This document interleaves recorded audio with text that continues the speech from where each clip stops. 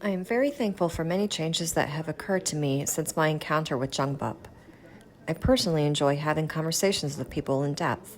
However, it is unfortunate seeing them complain and dwell upon negative feelings instead of attempting to find the solution. So I want to ask you, Seuseungnim, for your insights as to the reasons why this happens.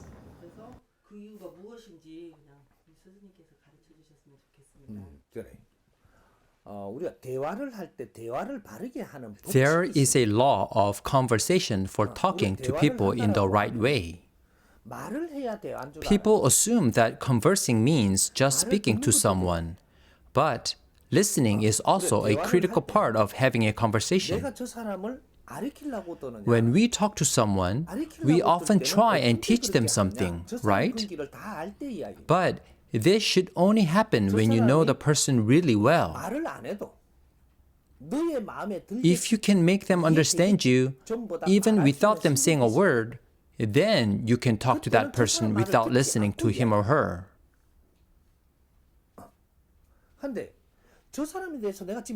However, what should you do if you do not know the person well enough to give them a clear message?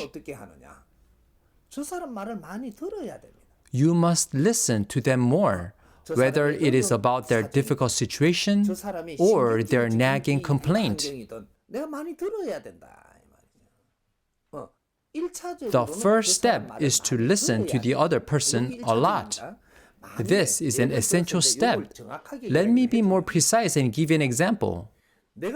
When you want to talk to someone who you don't know very well, you should have a face-to-face meeting with that person at least 3 times. You can't convince that person by meeting just once. Meeting the person at least 3 times is the key. But what should you do when you meet the person? You must listen to the other party at the first meeting. You shouldn't even ask a question. Listen to every word they say. Assuming that you will meet 3 times, what should you do on your second meeting? You should ask questions for 30% of the conversation. You can't ask a question without first earning the right to ask a question. You have a right to ask for 30% of the conversation. Why? You are entitled to ask 30% of the conversation at your second meeting because of all the time you spent listening at the first meeting. This is the law of conversation. You do not have the right to ask questions without making an effort on your part. With a sufficient understanding of their circumstances, you now have the right information to ask appropriate questions within the limit of 30%. You should not exceed this limit. You listen for 70% of the conversation while asking questions 30% on the second encounter. On your third encounter, you can tell them what they need to hear for 30% of the conversation.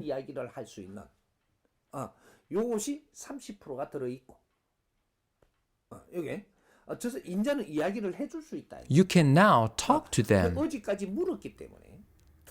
This is possible because you have asked questions in an effort to understand their situation.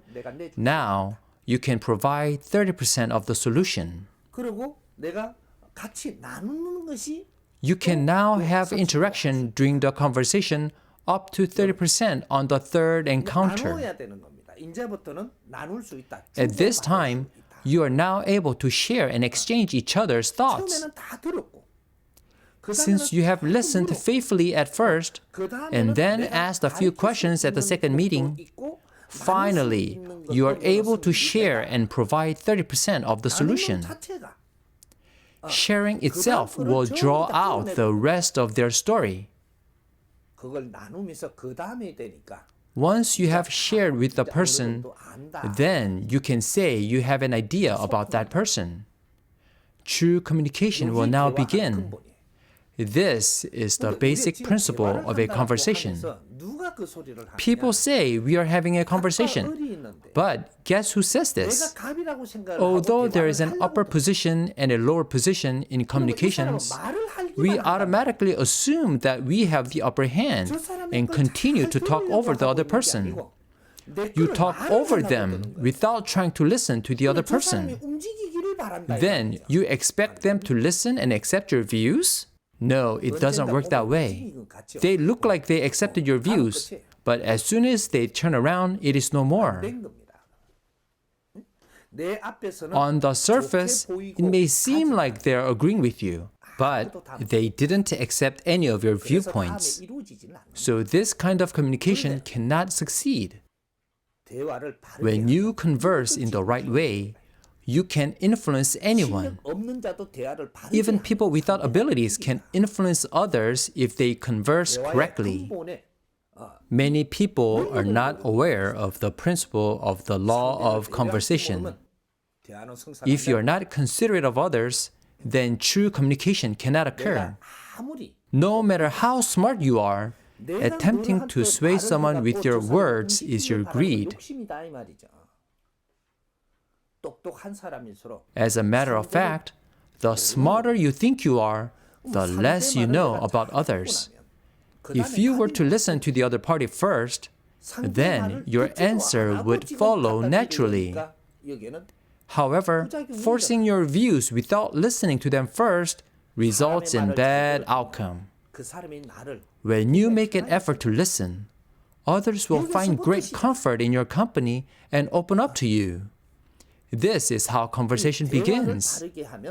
If we talk to people correctly, we can even stop wars and find peace in any situations. Conversation is the joy of life.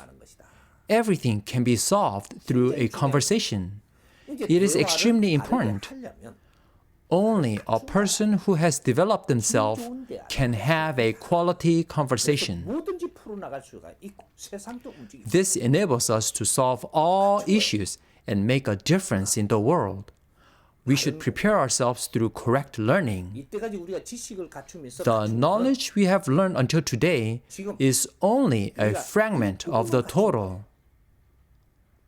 As our spiritual development can only occur through knowledge growth.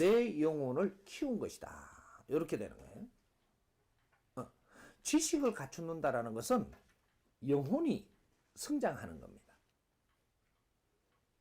Knowledge fosters the soul, while the physical body absorbs material matters for physical care. 육신은 물질을 흡수해 갖고 보존하는 것이.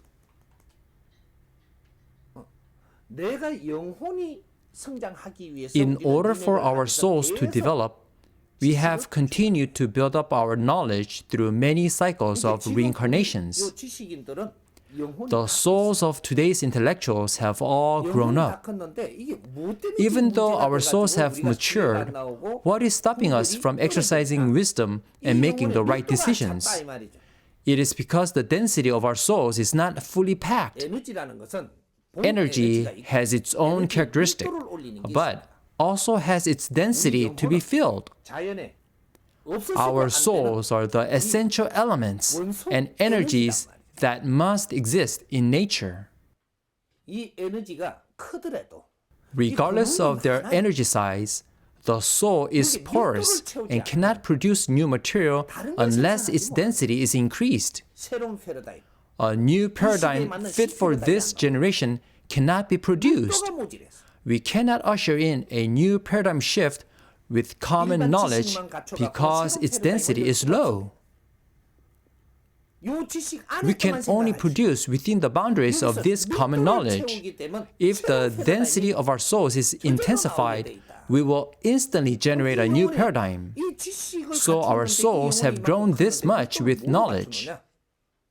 What can increase the density of souls? The soul can be densified through accepting the truth. People weren't able to accumulate this knowledge of the truth. This is what I'm here to do, to enlighten you with the knowledge of the truth, the law of grand nature. 이걸 못 먹으면 If you do not learn this, 새로운 패러다임이 neither a new paradigm nor wisdom will arise.